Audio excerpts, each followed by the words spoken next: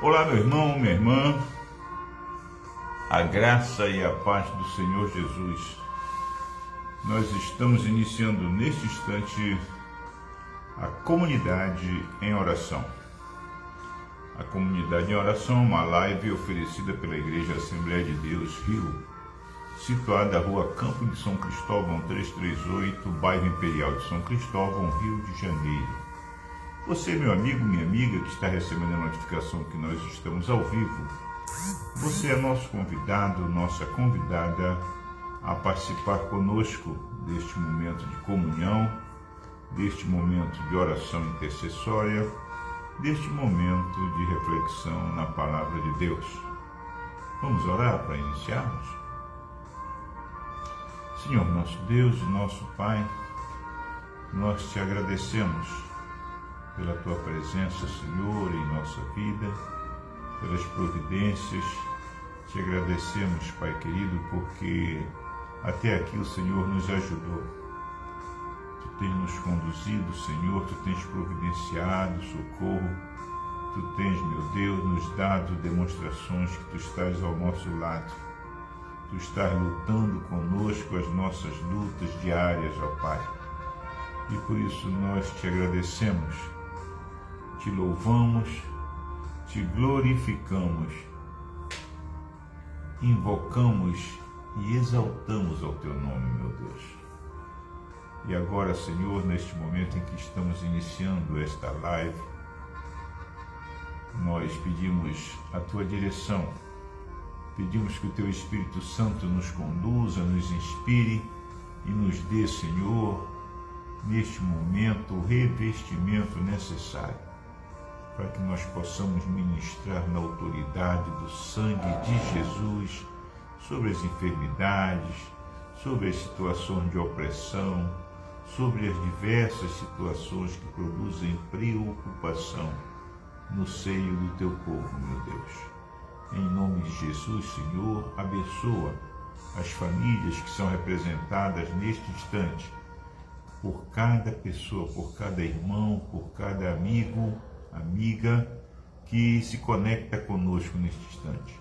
Visita os lares, visita as famílias, ó Pai, e providencia para que haja paz nos lares, para que haja paz nas famílias, para que haja a renovação diária do amor, do respeito e da fé.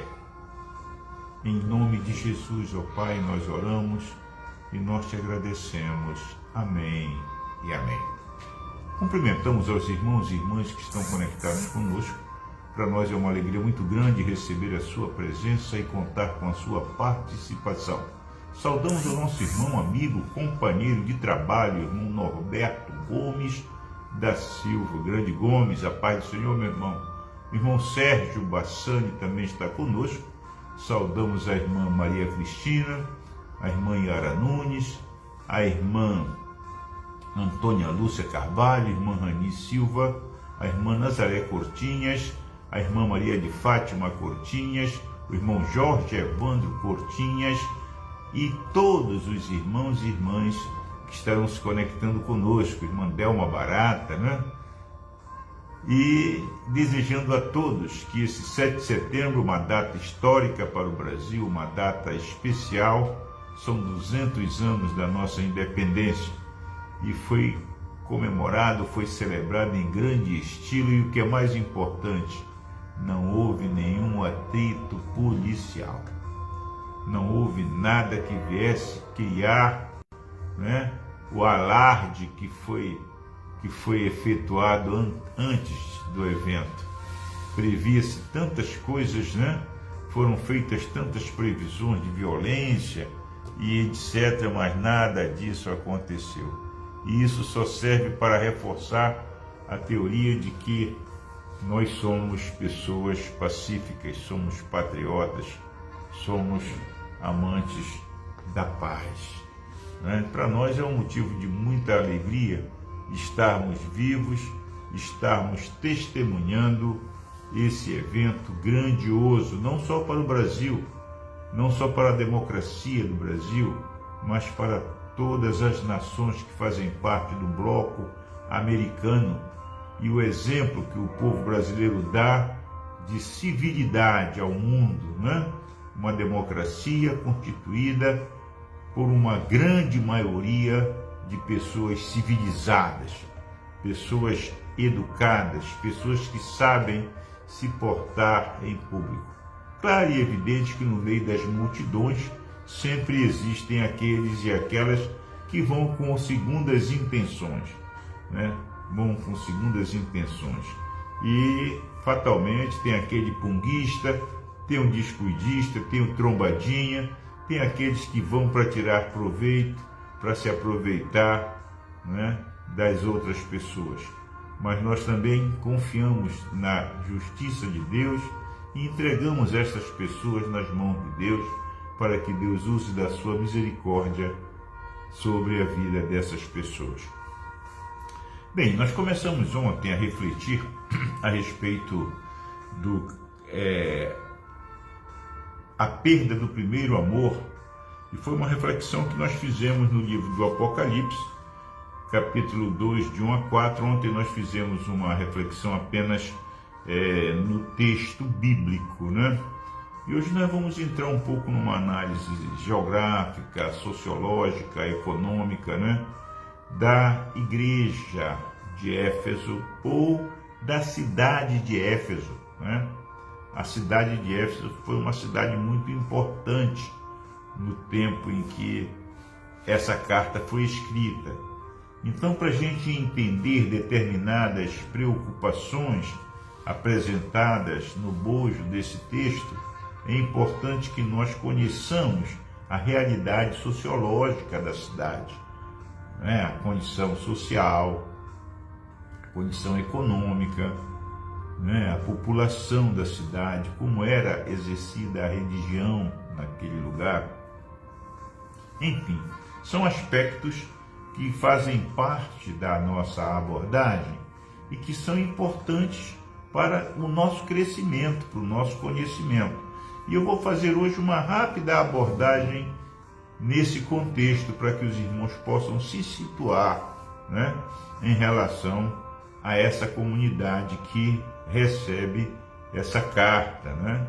Então nós vamos fazer novamente a leitura do texto que se encontra no livro do Apocalipse, capítulo 2, versículos de 1 a 4. Diz assim a palavra do Senhor: Escreve ao anjo da igreja que está em Éfeso, isto diz aquele que tem na sua destra as 7 estrelas, que anda no meio dos 7 castiçais de ouro. Eu sei as tuas obras, e o teu trabalho, e a tua paciência, e que não podes sofrer os maus. E pusestes à prova os que dizem ser apóstolos e não são, e tu os achastes mentirosos. E sofreste, e tens paciência, e trabalhaste pelo meu nome, e não te cansaste. Tenho, porém, contra ti, que deixastes o teu primeiro amor. Até aqui a palavra do Senhor. Então nós fizemos uma abordagem onde nós mostramos, né, a onisciência de Deus presente, sabendo, acompanhando tudo o que acontecia naquela comunidade. E Deus, ele se revela, né? Ele se revela quem ele é, né?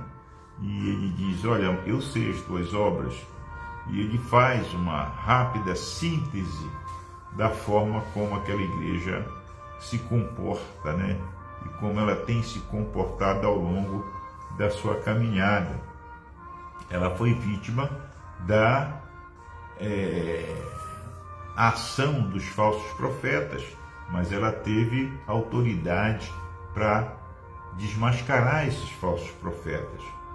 Ela sofreu, porque perdeu, com certeza deve ter perdido alguma parcela da sua membresia, mas ela suportou isso tudo com paciência. E nós fizemos uma analogia da situação da igreja naqueles dias com a nossa realidade hoje. Nós estamos saindo de um processo de pandemia, onde muitas pessoas morreram, muitos familiares, né, foram embora. e difícil uma casa que não tenha sofrido a perda de alguém da família. E nós falamos também a respeito do relacionamento, né, das pessoas no seu trabalho e uma série de situações que nós vivemos no dia a dia e que muitas vezes nos tiram da graça, fazem com que nós percamos a paciência. E tudo isso nós vimos, e essas coisas contribuíram para que essa igreja no final recebesse uma exortação do Senhor através de João, quando ele diz: tenho, porém, contra ti que deixastes o teu primeiro amor. Todos nós aqui, aqueles que são casados, aqueles que não são, mas que namoraram ou que namoram, né, sabem que quando um homem se aproxima de uma mulher, ele se aproxima porque ele se sente atraído. Alguma coisa naquela mulher ou alguma coisa naquele homem fez com que você fosse despertado ou despertada para o outro, com certeza. E quando há recíproca, né, quando há uma reciprocidade nesse contexto, os dois se unem. E nesse primeiro momento de união, tudo, a gente até que é lua de mel, né? Na lua de mel tudo é maravilhoso. Mas quando começam a vir os problemas, então a gente começa a sentir um sabor diferente naquela fruta, né? naquela vivência. E nem todos os casais têm estrutura ou têm a resiliência necessária para suportar. E muitos casamentos são desfeitos, né? Mas eu não estou para falar de casamento aqui hoje, eu estou apenas dando um exemplo, né? Na realidade, o que eu quero apresentar para vocês hoje é o aspecto daquela comunidade, o local onde ela estava situada. A igreja para quem ele está escrevendo é a igreja em Éfeso, né? E Éfeso era uma cidade muito importante nos tempos bíblicos. Ela foi a primeira capital da província romana da Ásia e o maior centro comercial daquela região. A cidade de Éfeso chegou a ter mais de 300 mil habitantes, uma verdadeira metrópole da sua época. A cidade de Éfeso ficava localizada nas proximidades da costa oeste da Ásia Menor, no mar Egeu, na altura da foz do rio Cister. Por conta da sua estrutura, importância e população, Éfeso chegou a ser a segunda maior cidade do Império Romano, ficando atrás somente da cidade de Roma. Pouco se sabe sobre a origem da cidade de Éfeso, porque a sua história é realmente muito antiga. O que se sabe é que por volta de pouco mais de 1000 anos antes de Cristo, colonizadores jônios foram para a região da cidade e expulsaram seus antigos habitantes. Foram esses colonizadores que fizeram do local uma cidade grega. Foi somente a partir de 133 a.C. que a cidade de Éfeso se tornou parte da província romana da Ásia. A cidade acabou sendo destruída entre 262 e 263 depois de Cristo, inclusive tendo sua loja de venda de artefatos religiosos queimados. A cidade até chegou a ser reconstruída, mas em 614 depois de Cristo, um terremoto lhe fez grandes estragos. As ruínas da antiga cidade de Éfeso estão localizadas na atual Turquia e são visitadas por turistas de todo o mundo. A infraestrutura da cidade. A cidade de Éfeso era muito acessível por terra. Éfeso estava conectada por boas estradas às cidades mais importantes da Ásia. Por mar, Éfeso contava com um dos portos mais importantes do seu tempo. No porto de Éfeso chegavam e partiam os maiores navios da época. Havia vários armazéns na cidade que se espalhavam pelas margens do rio. Os cidadãos de Éfeso também construíram um anfiteatro capaz de acomodar cerca de 25.000 pessoas. Imaginem naquela época um anfiteatro com capacidade para 25.000 pessoas, né? A economia, a cultura e a religião da cidade de Éfeso, né? Éfeso era uma cidade rica, com uma economia próspera e que no primeiro século também servia como centro administrativo para o governo romano. A cidade era um centro industrial e o seu comércio lhe trazia muitas riquezas. Mas o sucesso econômico de Éfeso estava intimamente ligado aos seus assuntos religiosos. Então, a cidade era conhecida não apenas por ser um centro econômico importante, mas também por ser um centro religioso de referência. Na verdade, a religião em Éfeso empregava muita gente e alimentava a economia da cidade, sobretudo com a fabricação de artefatos religiosos. O próprio templo de Diana, por exemplo, era ao mesmo tempo um local de culto, uma casa do tesouro, um banco para depósitos e empréstimos de dinheiro e um museu. Mas as áreas adjacentes ao templo, bem como o próprio interior do templo, serviam como refúgios para criminosos. Ali se abrigavam livremente desde mercadores de escravos até ladrões. As artes e a filosofia também se desenvolveram em Éfeso. Havia escolas de filosofia, teatros e bibliotecas.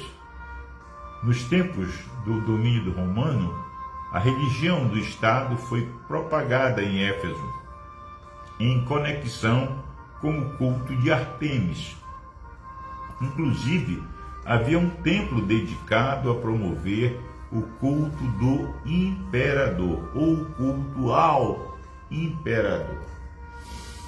Contudo, os estudiosos dizem que os efésios tinham um nível moral muito baixo. Alguns falam dos habitantes da cidade como pessoas violentas, maldosas e libertinas, e que o comportamento promíscuo no templo era pior que o comportamento dos animais. Percebam só, né, que nem tudo são flores, né? Nem tudo são flores. Nós vivemos na cidade maravilhosa, mas violenta, não é verdade? Nem tudo são flores. Agora, a Bíblia, como é que a Bíblia fala de Éfeso, né? A cidade de Éfeso é citada muitas vezes na Bíblia Sagrada, no Novo Testamento. No primeiro século, muitos judeus moravam em Éfeso e ali conseguiam influência e riquezas. A comunidade judaica em Éfeso contava com a proteção romana e, inclusive, chegou a construir sua própria sinagoga na cidade. Então, perceba que a estratégia dos romanos, ao dominar uma determinada região, era estabelecer a pax romana, né? A paz romana. Então, eles não impediam os povos conquistados de praticarem a sua religião. Inclusive, eles respeitavam esse aspecto, né? Tanto que os jovens homens judeus não prestavam serviço militar por conta da importância do sábado na religiosidade dos judeus. Então, isso é um detalhe que a gente abre um parênteses para fazer essa observação, para você entender como era a relação de Roma com os povos dominados. Na Bíblia também, nós lemos que o apóstolo Paulo levou o Evangelho de Cristo para Éfeso, causando uma série de problemas para aqueles que lucravam com o paganismo da cidade.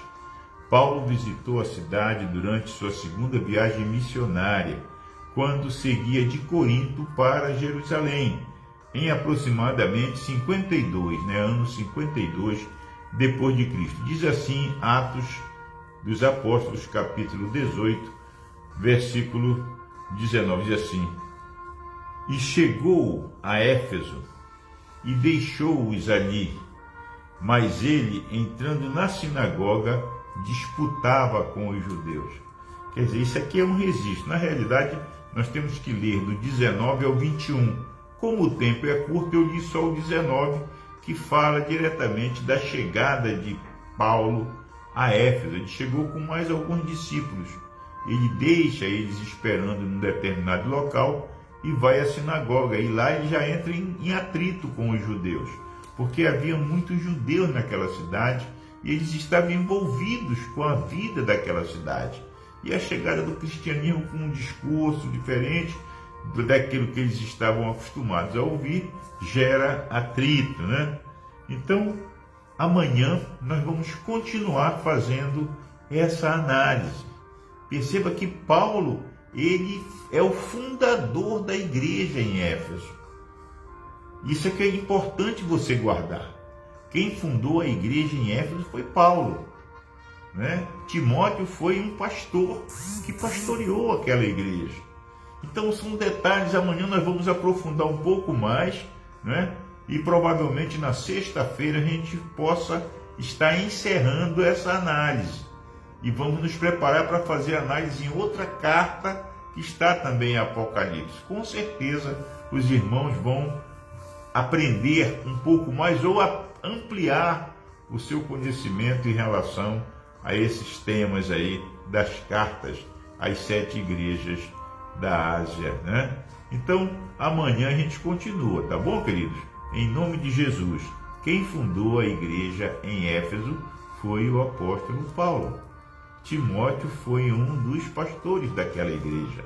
Priscila e Áquila estavam em Éfeso também. Entendeu? Então é um contexto muito importante e interessante para que nós possamos estar fazendo essa análise, mas vamos continuar só amanhã.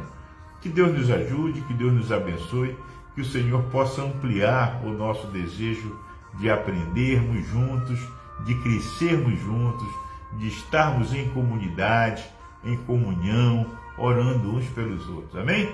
Vamos orar? Louvado seja o nome do Senhor. Senhor, nosso Deus, nosso Pai, nós te agradecemos pela Tua palavra. Te agradecemos pela maneira como Tu nos mostras, ó Pai, que o Teu Evangelho, ele, apesar de toda a perseguição, ele continuou crescendo.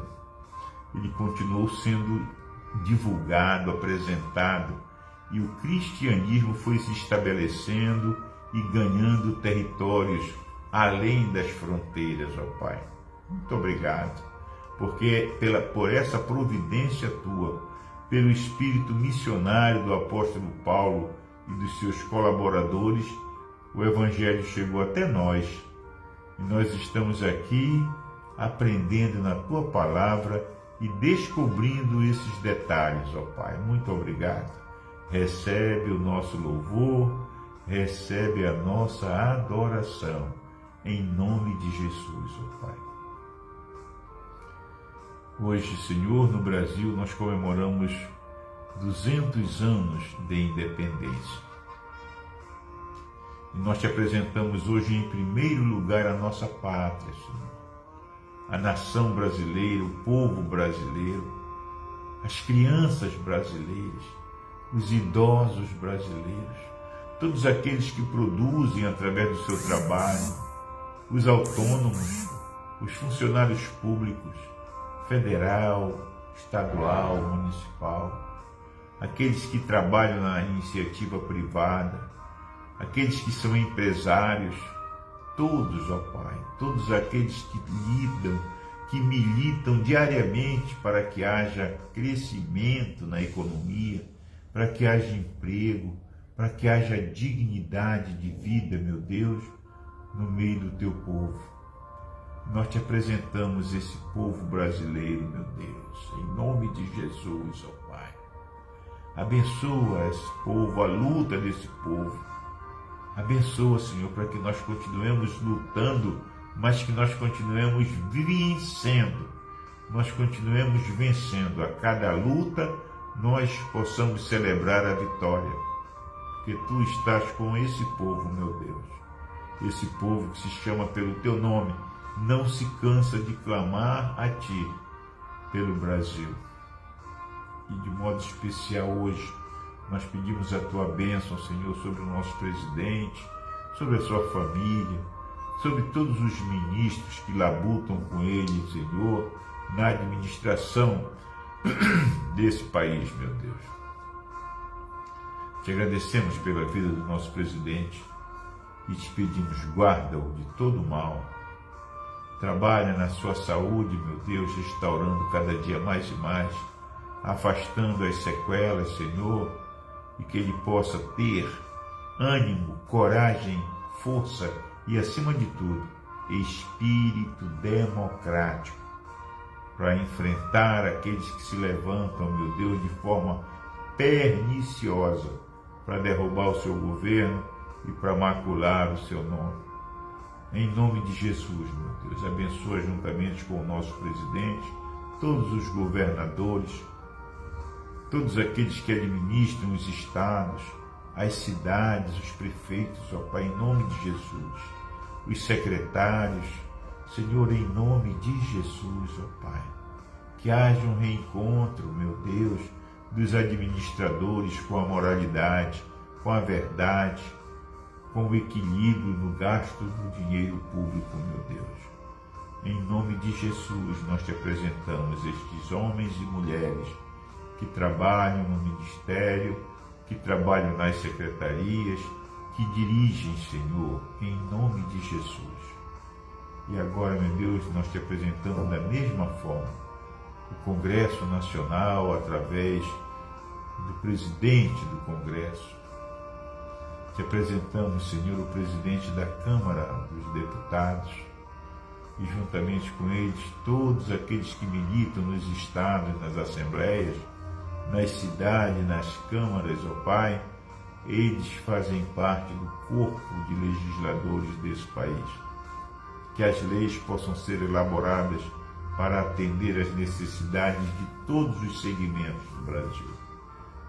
Em todos os momentos que haja justiça, que as leis sejam justas e possam produzir o bem comum, meu Deus. Em nome de Jesus, ó Pai, abençoa. Te apresentamos, Senhor, os componentes do Poder Judiciário, na pessoa do presidente do STF, todos os ministros, ó Pai, e juntamente com eles todos aqueles que militam no Poder Judiciário, Superior Tribunal, Tribunal Superior Eleitoral e todas as varas, Senhor, comarcas, em nome de Jesus, ó Pai. Juízes, advogados, procuradores, que todos sejam abençoados por Ti e que a justiça seja cega e ela seja eficaz para todos aqueles que recorrerem a ela. Em nome de Jesus, meu Deus. Te apresentamos agora, Senhor, a Tua igreja, a igreja espalhada pelo mundo, a igreja brasileira, Senhor, que clama a Ti nesses dias, a igreja que já está iniciando, meu Deus, uma jornada de jejum e oração para que as eleições transcorram em paz, para que as eleições transcorram, meu Deus, de modo a que todos aqueles que estão concorrendo, todos aqueles que irão votar, façam isso com segurança, façam isso de forma plena no exercício da sua cidadania, meu Deus. Em nome de Jesus, ó Pai. Abençoa a liderança da igreja a nível nacional, estadual, local, que apresentamos, ó Pai, os pastores que estão presidindo as convenções, os pastores que presidem, meu Deus, a nível estadual, no caso do SEMAD, Conselho de Ministros Evangélicos da Assembleia de Deus no Rio, que apresentamos o nosso pastor local, o pastor Jean Max de Oliveira, meu Deus. Abençoa ele, juntamente com todos os pastores que o ajudam, e que seus familiares sejam abençoados, ó Pai. Que haja paz nos lares da família pastoral, que haja crescimento na unidade, na comunhão e no amor, e que a Tua obra seja, Senhor, o foco maior da vida desses homens e mulheres. Em nome de Jesus, meu Deus, nós te apresentamos agora, meu Deus, o nosso livro de oração. Todos os nomes que constam desse livro, aqueles que clamam por saúde, aqueles que clamam por libertação, aqueles que estão clamando por causas na justiça, aqueles que estão com seus recursos retidos, ó Pai. Senhor, em nome de Jesus, nós te apresentamos este livro. E em nome de Jesus nós te pedimos que tu entres com providência, ajudando, meu Deus, aqueles que estão passando por dificuldades, entrando com eles nesse vale e ajudando-os a atravessar esse vale, porque no final, certamente, a vitória nos aguarda. Quem precisa de cura, que seja curado em nome de Jesus. Quem precisa de libertação, que seja liberto no poder do sangue de Jesus. Aqueles que estão com as causas paradas na justiça, que o Senhor entre e abra as portas e os juízes sejam incomodados para julgar essas causas. Libera, Senhor, os recursos. Tu és o dono do ouro e da prata. Por isso, Senhor, toma essas causas em tuas mãos e resolve para nós. Nos ajuda a resolver, meu Deus, em nome de Jesus, ó Pai. Abençoa a vida dos nossos pequeninos, as crianças. Abençoa a vida dos nossos idosos, nossos velhinhos, ó Pai.